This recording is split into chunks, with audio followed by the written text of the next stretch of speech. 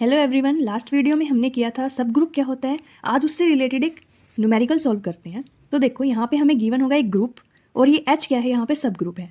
अब प्रूफ करना है कि H is a sub group of G under operation multiply. ये मल्टीप्लाई का ऑपरेशन है, ठीक है, बाइनरी ऑपरेशन है मल्टीप्लिकेशन का, और एक क्रॉस लगाया हुआ है इसलिए। तो ये हमारा एक ग्रुप है और ये सब ग्रुप प्रूफ करना है। तो देखो सबसे पहले क्या क्या थे सब ग्रुप की प्रॉपर्टी कि सेम बाइनरी ऑपरेशन होना चाहिए। सेम बाइनरी ऑपरेशन है, एक तो सेटिस्फाई हो गया। सेकंड क्या था कि वो उसका सबसेट होना चाहिए। तो देखो इसका ये सबसेट भी है, इसका मतलब ये भी सेटिस्फाई हो गया। थर्ड क्या था कि वो खुद भी एक ग्रुप होना चाहिए। तो सबसे पहले देखो देखो मैंने लास्ट क्वेश्चन वीडियो में सिर्फ और सिर्फ थ्योरी समझाई थी। तो अगर क्वेश्चन आ जाता है कि जी भी एक ग्रुप है तो वो प्रूफ करो। तो ऐसे करते हैं, देखो how to check G is a group or not. अगर यहाँ पे क्वेश्चन आ जाए G is a group or not, question में तो वैसे दिया मिलेगा आपको ग्रुप है, लेकिन बाय चांस पेपर में क्वेश्चन आ जाता है कि जी ग्रुप है या नहीं वो बताओ। तब कैसे करना होता है, देखो जो एलिमेंट्स है ना उनको राइट साइड भी लिख लो और लेफ्ट साइड भी, ठीक है। और उसके बाद जो ऑपरेशन लगाया हुआ है, जैसे यहाँ पे है मल्टीप्लाई का, अगर प्लस होता है तो प्लस करते। फिर क्या करना है, देखो 1 मल्टीप्लाई 1, 1 मल्टीप्लाई -1 होता है। 1 मल्टीप्लाई आई क्या है, यहाँ पे आयोटा आई ही आएगा, और 1 माइनस आई आई, ठीक है। इसके बाद -1 के साथ करेंगे इसकी मल्टीप्लाई, -1 1, और इसके बाद माइनस आई, और यहाँ पे माइनस माइनस प्लस हो जाएगा, आई आ जाएगा। नेक्स्ट में आई से मल्टीप्लाई करेंगे, आई इंटू 1 आई -1 माइनस आई इंटू आई आएगा अपना आई स्क्वेयर। हमें पता है आयोटा स्क्वेयर क्या होता है अपना -1, ठीक है। तो आई इंटू आई स्क्वेयर यहाँ पे भी आएगा, और आई स्क्वेयर की वैल्यू होती है -1, बट इनकी मल्टीप्लिकेशन आई थी माइनस आई, तो माइनस माइनस प्लस, इसलिए यहाँ पे 1 आया। ओके, देन आयोटा की मल्टीप्लाई 1 से करेंगे ये आएगा, और -1 से करेंगे ये आएगा। फिर माइनस यहाँ पे फिर माइनस आई स्क्वेयर आ गया, तो हमें पता है आयोटा स्क्वेयर की वैल्यू होती है -1, और माइनस माइनस प्लस 1, ये आ गया। तो minus iota plus iota square, तो प्लस आयोटा स्क्वेयर की वैल्यू होती है -1, ठीक है। तो ये यहाँ पे आई। अब हमें देखना है कि ये सभी वैल्यू इसमें सेटिस्फाई करिए। सिर्फ और सिर्फ जो ग्रुप में वैल्यू थी वही है, 1 -1 आई -1, ठीक है, कोई भी एक्स्ट्रा वैल्यू नहीं है। इसके बाद हम 4 प्रॉपर्टी थी उसको सेटिस्फाई करते हैं ग्रुप की।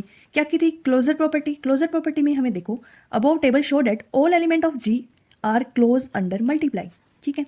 1 मल्टीप्लाई 1 है, मतलब कि जो रिजल्ट आ रहा है वो भी सेम ही आ रहा है, जी से ही बिलोंग कर रहा है, इसलिए क्लोजर प्रॉपर्टी को सेटिस्फाई कर रहे हैं, ठीक है। इसके बाद किसी भी एलिमेंट को ले लो जी के, और उसका अदर एलिमेंट के साथ करते हैं या सेम एलिमेंट के साथ करते हैं ऑपरेशन, तो उसका सभी के सभी बिलोंग कर रहे हैं जी से ही, इसका मतलब ये क्लोजर प्रॉपर्टी को सेटिस्फाई कर रहे हैं। नेक्स्ट है एसोसिएटेड प्रॉपर्टी। उसमें क्या होता है, 3 एलिमेंट लेते हैं, एक बार बी क्रॉस सी करेंगे, उसके बाद जो रिजल्ट आएगा उसका ए के साथ मल्टीप्लीकेशन करेंगे। यहाँ पे क्या करेंगे, पहले ए बी का मल्टीप्लीकेशन करेंगे, उसके बाद जो रिजल्ट आएगा उसका सी के साथ। तो ए की वैल्यू वैसे 1 ले लो, -1 ले लो, आयोटा ले लो।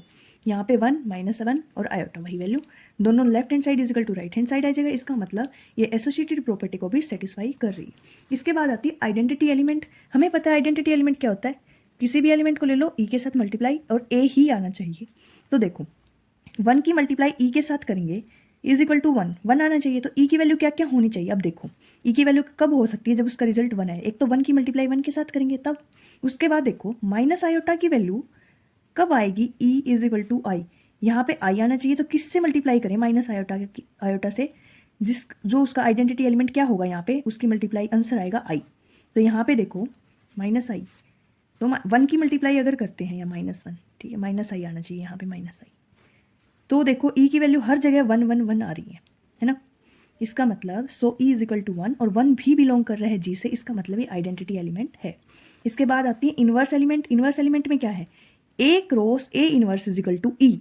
ई की वैल्यू हमें पता चल गई 1, ए हम कोई भी ले लेंगे, जैसे 1 ले लिया, हमें पता है यहाँ पे कुछ भी आ सकता है, ठीक है। ए इनवर्स हमें नहीं पता ए का क्या है, 1 है, यहाँ पे 1 आया रिजल्ट, इसका मतलब ए का इनवर्स भी 1 ही होगा, तभी इसकी मल्टीप्लाई उसका रिजल्ट 1 आएगा, ठीक है। 1 का एलिमेंट 1, इनवर्स उसका 1। नेक्स्ट देखते हैं -1 का रिजल्ट 1 कब आएगा, जब यहाँ पे उसका इनवर्स भी -1 हो। तो एलिमेंट -1 ऐसे ही आयोटा की वैल्यू मल्टीप्लाई यहाँ पे इज इक्वल टू 1 कब आएगी, जब हम उसको माइनस आयोटा से मल्टीप्लाई करेंगे। क्यों, क्योंकि माइनस आयोटा से मल्टीप्लाई करने के बाद माइनस आयोटा स्क्वायर, हमें पता है आयोटा स्क्वायर की वैल्यू -1 होती है, एक माइनस पहले से ही है तो उसका रिजल्ट 1 आएगा। तो आयोटा का इन्वर्स क्या हुआ, माइनस आयोटा यहाँ पर, और वैसे ही माइनस आयोटा का इन्वर्स क्या होगा, आयोटा। और ये चारों के चारों बिलोंग कर रहे हैं जी से, और ये ऊपर वाले भी बिलोंग कर रहे हैं जी से, इसका मतलब इनवर्स एलिमेंट वाली प्रॉपर्टी को भी सेटिस्फाई कर रही है। तो as all properties are true, G is a group. अगर क्वेश्चन आ जाए कि प्रूफ करो G इज़ अ ग्रुप है या नहीं, तो इस तरीके से करना है। अब हम जो मेन क्वेश्चन था उस पर आते हैं कि proof that H is a sub group of G under operation star. तो यहाँ पे देखो, in given equation we have to prove that H is a sub group or not. तो देखो H क्या है अपना, ये दिया हुआ है, ये बाइनरी ऑपरेशन मल्टीप्लीकेशन है। तो सबसे पहले क्लोजर प्रॉपर्टी को देखेंगे, कि A स्टार भी बिलोंग करना चाहिए H से ही। तो यहाँ से 2 ले लो, कोई भी, 1 की मल्टीप्लाई 1 से करेंगे, इसकी एक बार तो देखो 1 की मल्टीप्लाई -1 से करो, -1 आ रहा है, 1 की मल्टीप्लाई 1 से कर लो या -1 की 1 से कर लो, इन दोनों की एक बार इससे कर लो, एक बार इसको खुद से ही कर लो, इसकी भी खुद से कर लो, एक बार इसकी इससे कर लो, 4 हमारी पॉसिबिलिटीज़ बनेंगी। और वो सभी होने के बाद उनका रिजल्ट जो आएगा वो भी बिलोंग कर रहा है H से, इसका मतलब क्लोजर प्रॉपर्टी को सेटिस्फाई कर रहा है। नेक्स्ट एसोसिएटिव प्रॉपर्टी अभी बताया था मैंने, A star B star C, पहले इन दोनों को सॉल्व करेंगे उसके बाद इसको, और left hand side equal to right hand side आ जाती है तो वो एसोसिएटिव प्रॉपर्टी को भी सेटिस्फाई कर देगा। इसके बाद आता है आइडेंटिटी एलिमेंट, वही A स्टार बोल रही हूँ, A multiply B E is equal to A। तो यहाँ पे E की वैल्यू क्या है 1, क्योंकि मल्टीप्लाई में हमेशा E की वैल्यू 1 होती है, ठीक है। तो 1 की मल्टीप्लाई 1 से करेंगे 1 आया रिजल्ट, ठीक है, वही आना चाहिए। और -1 की मल्टीप्लाई अगर E से करेंगे तो यहाँ पे -1 आएगा, ठीक है। तो E की वैल्यू तो यहाँ पे क्या है 1, ये A है, ये E है, और ये जो रिजल्ट आएगा A, ठीक है। यहाँ पे कुछ भी ले लो, 1 और -1, 2 एलिमेंट है सिर्फ और सिर्फ H में, 1 और -1, एक बार 1 ले लिया, एक बार -1 ले लिया, रिजल्ट वैसा का वैसा आना चाहिए। तो E की वैल्यू क्या है यहाँ पे 1, और 1 भी बिलोंग कर रहा है H से, इसका मतलब ये आइडेंटिटी एलिमेंट को भी सेटिस्फाई कर रहा है।